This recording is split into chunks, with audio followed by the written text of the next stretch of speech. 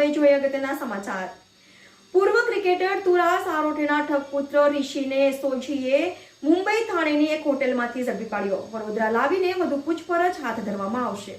પૂર્વ ક્રિકેટર તુષાર આરોઠેના ઠગપુત્ર ઋષિને એસઓજીની મુંબઈ થાણેની એક હોટેલમાં ઝડપી પાડ્યો હતો। વડોદરા લાવ્યા બાદ તેની પૂછપરછ હાથ ધરવામાં આવશે।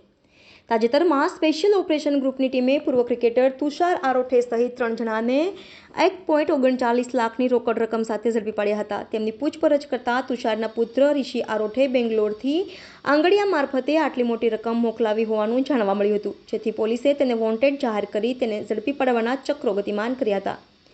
ત્યારબાદ ઋષિ સામે રાવપુરા અને માંજલપુર પોલીસ સ્ટેશનમાં લાખો રૂપિયા પડાવી લીધા હોવાની ફરિયાદ નોંધાઈ હતી, જેથી તેની માંજલપુરા, રાવપુરા તથા એસઓજીની ટીમ શોધખોળ કરી હતી।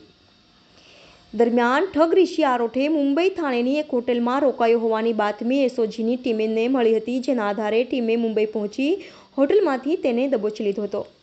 Vadodara 24 Hours news.